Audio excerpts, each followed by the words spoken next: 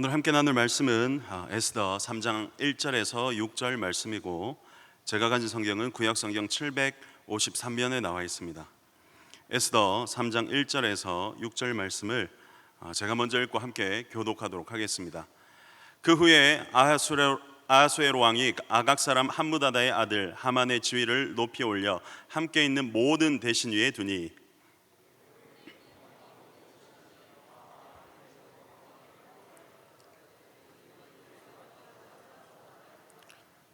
대궐문에 있는 왕의 신하들이 모르드게에게 이르되 너는 어찌하여 왕의 명령을 거역하느냐 하고,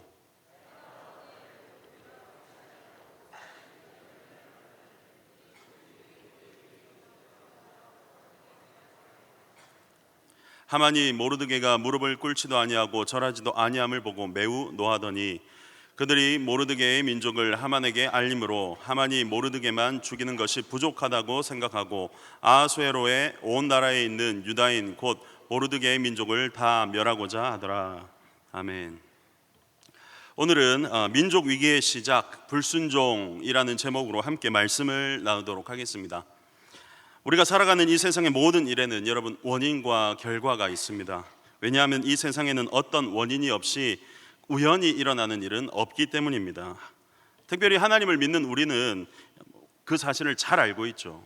우리가 여기 존재하는 이유, 우리가 살아가는 이유, 우리가 그곳에 있는 이유가 다 하나님의 어떤 목적이 있기 때문에, 하나님께서 허락하신 일이라고 생각하기 때문에 우리는 우리의 모든 삶이 하나님 안에 있다는 것을 믿고 있는 것입니다.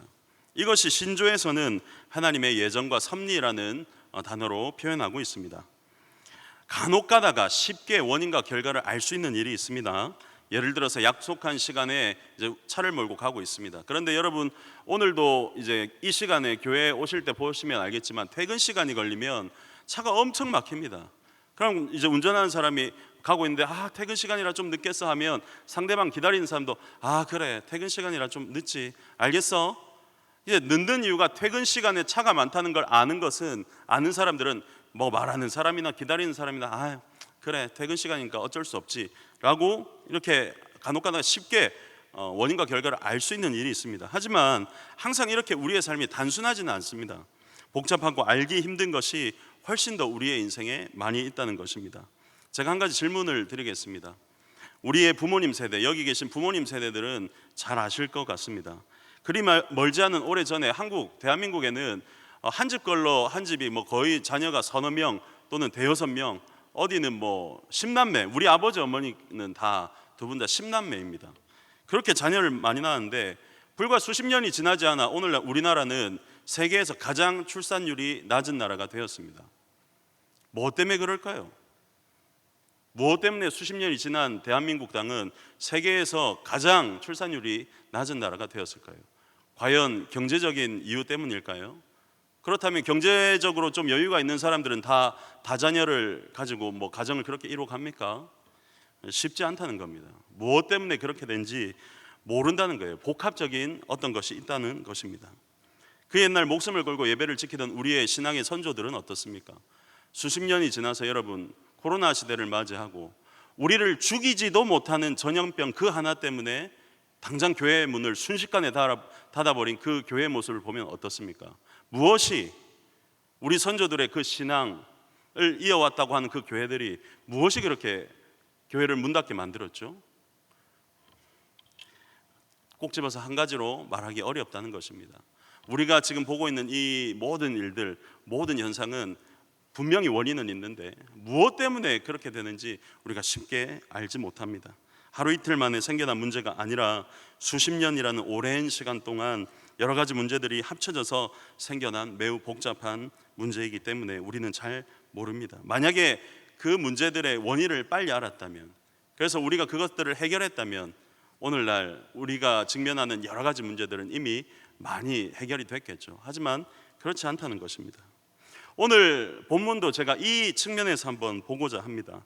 오늘 본문의 에스더 3장의 내용은 하나님의 백성, 유다 백성이 민족적인 위기가 시작되는 그 부분을 나타내고 있습니다.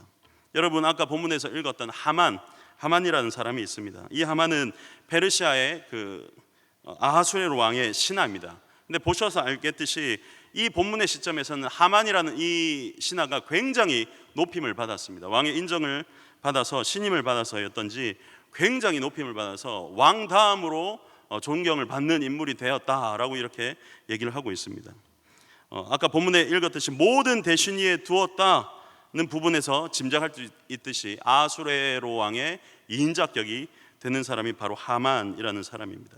그런데 오늘 본문에 또 보셔서 알겠듯이 이 하만이라는 사람이 굉장히 분노하는 사건이 일어납니다. 그것은 바로 오늘 이 에스더서의 주인공인 모르드게, 에스더의 그 사촌 오빠인 모르드게 때문에 이렇게 분노하게 됩니다. 모르드게는 하만에게 무릎 꿇지도 않고 절하지도 않았습니다. 그래서 하만의 분노를 사게 됩니다. 그런데 우리는 여기서 생각해 봐야 될 것이 있습니다. 도대체 왜 모르드게는 하만에게 절하지도 무릎 꿇지도 않아서 이거 민족적인 위기를 이렇게 맞이하게 되는 그 사건의 시작이 되었는가 이 말입니다. 그것도 하만은 제국의 2인자인데 말입니다. 성경에는 여러분 정확하게 말씀드리면 그 이유가 나오지 않습니다. 크게 우리는 두 가지 정도를 생각할 수 있는데, 제가 안 그래도 이 설교를 하기 전에 어떤 친구들에게 물어봤습니다. 뭐 때문에 모르드게가 절하지도 않고 꿇지도 않았지 하니까 목사님 신앙 때문이죠, 믿음 때문 아니에요, 이렇게 이제 얘기를 하는 걸 들었습니다. 학자들도 이렇게 생각합니다. 종교적인 이유일 것이다. 마치 다니엘과 세 친구들의 이야기에서 볼 수 있듯이 모르드게 역시 하나님 외에 그 누구에게도 절하지 않았을 것이다, 그래서 거부했을 것이다 라는 보는 입장이 있습니다. 하지만 다니엘과 세 친구들의 상황은 조금 다릅니다. 그것은 금신상이었죠. 신상 앞에 절하지 않는 게 이제 다니엘과 세 친구들이었고, 이 모르드게는 사람입니다. 그리고 자기보다 직분이 훨씬 높은 제국의 2인자입니다. 인사로 할 수 있죠. 왕 앞에서도 무릎 꿇고 절하지 않습니까? 그래서 이것은 크게 설득력이 있지는 않습니다.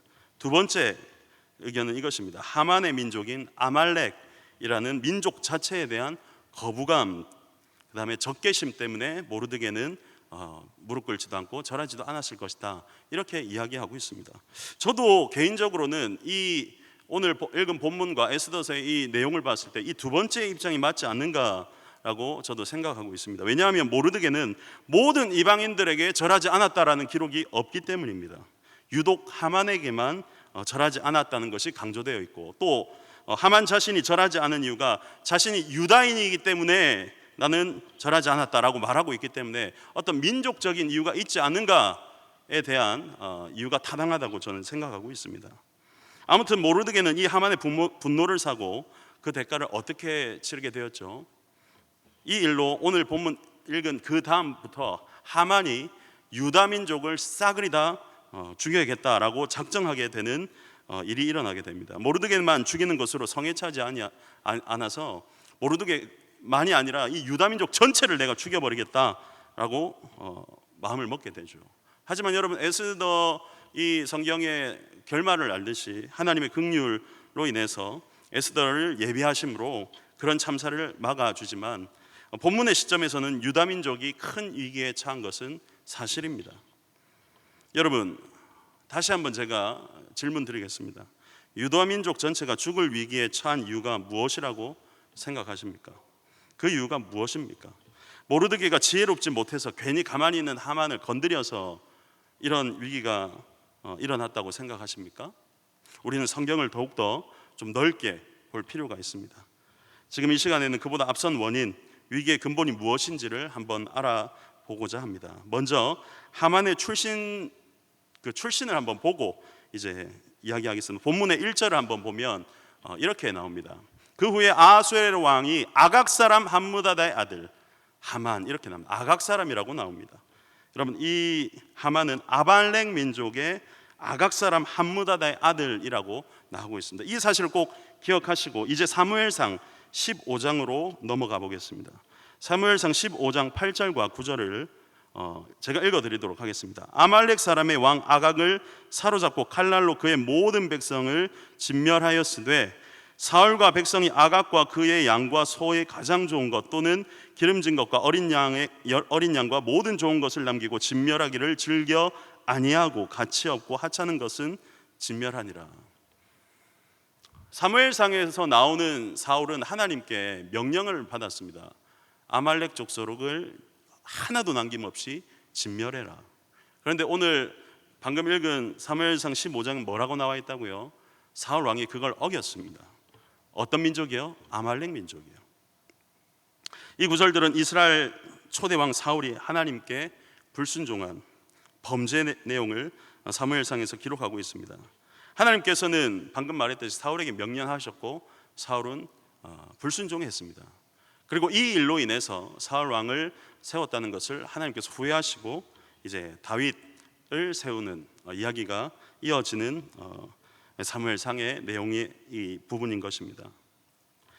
여러분, 그래서 오늘 이 모르드게가 에스더서에 와서 수백 년이 지났죠. 사울 왕 이후에 수백 년이 지나서 모르드게가 하만으로 인해서 민족적인 위기를 얻은 게 단지 모르드게가 절하지 않고 이제 뭐 꿇지 않아서라고 말하기보다는 사실은 수백 년 전에 자기의 조상이었던 사울이 여러분 불순종했기 때문입니다. 그때 아말렉 족속들을 다 진멸했다면 여러분 그렇게 하지 않았을 것입니다.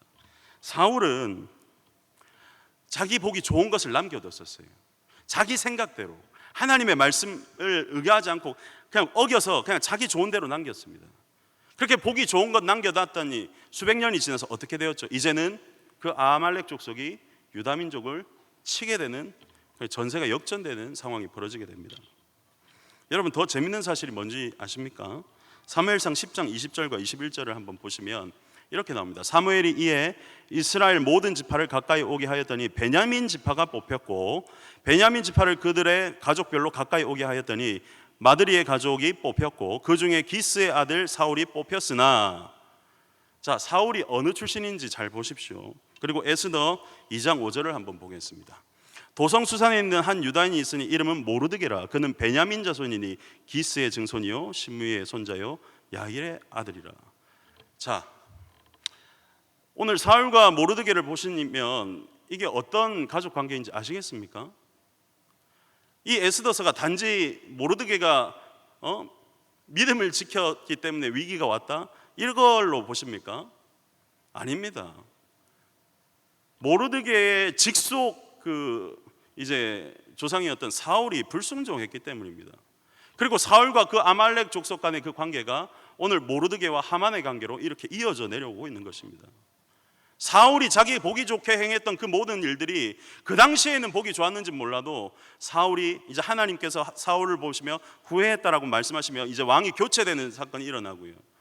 그 사울의 그 불순종 하나 때문에 아말렉의 그 잔재 그 후손들이 남아서 이제는 유다 민족을 치게 되는 역사가 이렇게 일어나게 되는 겁니다. 성경은 있지 않습니까? 죄에 대해서 반드시 심판이 있다라고 말합니다. 불순종에 대해서 반드시 심판이 있습니다. 사울이 불순종했던 그 일 때문에 이제 에스더에 와서 그 후손들이 이제 죽을 위기에 처해 있는 겁니다. 하지만 여러분, 우리는 이 에스더에서 어떤 복음, 어떤 희망을 얻습니까?